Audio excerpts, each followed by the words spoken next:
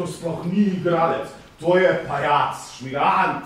Höfgen je naš prvak in še veseli smo lahko, da nam ne uide v Berlin. To sploh ni ženska, ta Dora Martin. Ta Dora Martin je takšen zoprn dvospolnik. Ampak meni se zdi lepa. Kaj? A se ti ne zdi lepa? Meni se zdi najlepša ženska na svetu. Misliš, da bi bilo dobro, če jo pozdravim, kaj? Kako? Hendrik Höfgen, lep pozdrav. Hendrik Höfgen? Aja, kako pa vam gre? Ja, trenutno sem prehlajen, nahod imam drugače. Nahod. Prav rad bi vedel! Prav rad bi vedel!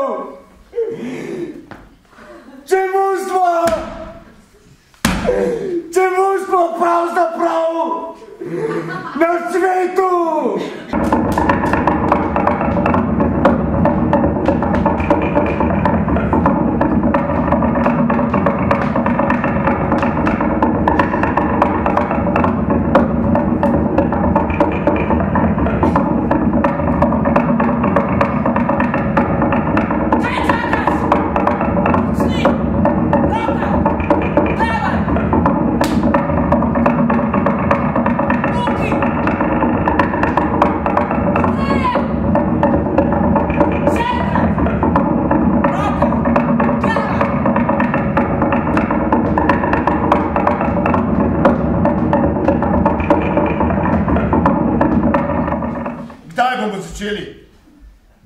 Motiš me pri delu, prijatelj. Ne vidiš, da se pripravljam zavajati. Ne morem, Oto, ne morem 100 stvari naenkrat. Najprej moram končati Cvetje s Havajo, potem bomo začeli z vajami revolucionarnega gledališča. Ampak Hendrik. Kaj Hendrik, kaj Hendrik? To si rekel tudi pred premiero Leonsa in Lene. Kaj sem rekel, kaj? Potrebujem te. Brez tebe bom propadel. Toliko slave je v meni. Sam nimam moči, da bi premagal svoje slabosti, ti pa bi okrepila, kar je v meni dobrega. Evropska katastrofa je neizogibna. Če gledamo z višjega stališča, pa celo upravičena. Skrajni čas je za nove poteze. Pijan si! Ne, nisem pijan. Sem pa mogoče edini v tem gledališču, ki še ima občutek za čas. Ta hiša je tako okužena židovsko misljo. Zapri gube, se nikomu! Zapri gube! Vsega! In ne bo ti treba več dolgo trpeti v tej hiši, ki je okužena židovsko miselnostjo. To mi lahko verjameš. Zato te prosim, da takoj spokaš in da zapustiš to gledališče. Hendrik. Lote.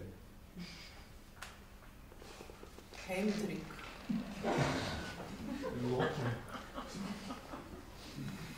Hendrik.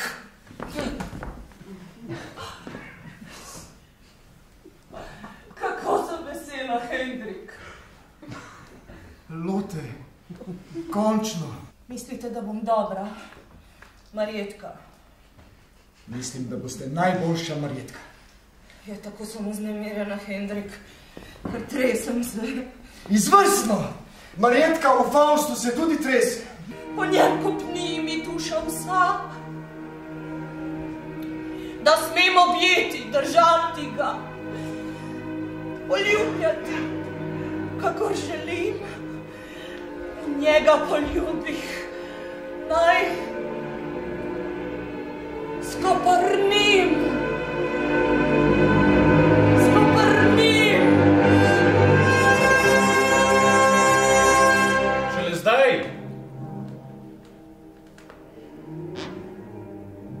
Zdaj razumem tega tipa in to po vaši zaslugi, igralec. Ta tip je blazno zanimiv, ta Mefisto. Je blazno zanimiv. Mefisto ni samo hudič, Mefisto je nadhudič. Kaj mu nismo vsi nekoliko podobni? V vsakem pravem Nemcu tiči košček Mefista, košček šaljivca in hudobneža. Posegel sem, da boš dobil angažma v državnem gledališču. Vem, da ne moreš govoriti, ampak vse bodo vloge tudi zate. Žal je danes tako, dragi moji. Treba se je splaziti v levji brlog. Če bomo ostali zunaj, bomo samo lajali, dosegli pa nič. Jaz sem zdaj znotraj. Jaz lahko kaj dosežem. Kaj pa tvoja žena?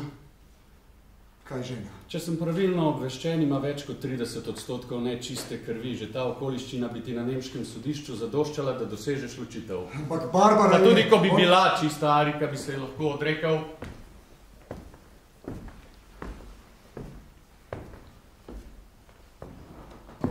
Gospod predsednik, če boste zahtevali od mene, se lahko popolnoma umaknem. Lahko se popolnoma umaknem iz javnega življenja. Zate sem zastavil v svoj vpliv, zdaj si nikar nič ne izmišljuj.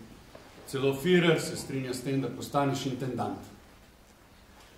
Prav, poročil se bom. Takoj se bom poročil. Angelika bi se poročila z mano.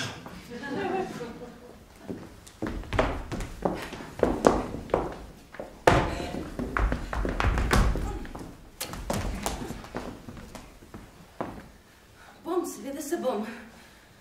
Če bo treba, se bom. To je prava poteza, čestitam. Pa kaj se je zgodilo v Nemčiji, odkar jo imamo? Intriganti so še zmeraj zgoraj. Mi smo se borili za našo stvar od vsega začetka. Zdaj pa bi nas radi potisnili na stranski tir. Drag.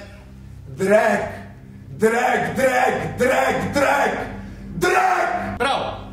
Takoj sporočite tisku, da se je novi intendant pruskega državnega gledališča Hendrik Höfgen danes poročil. V vseh časopisih naj bo novica objavljena na prvi strani. Še nocoj piše naj: Angelika Zilbert in Hendrik Höfgen sta pravi nemški par v najlepšem in najglobjem pomenu te besede. To sta dva zrela človeka čiste rase, ki z vsemi močmi služita novi družbi. Kaj zdaj pripravljate, Hendrik? Hamleta pripravljam. In ti si? Hamlet. Pa saj veš, da igramo Ofelijo, pa kaj sprašuješ? Pravkar so mi sporočili, da se je vaš mladi kolega Hans Miklas ponesrečil v prometni nesreči.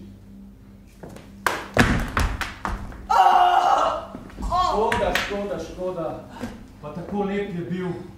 Uspešno delo ti želim, gospod intendant. He's dead and gone.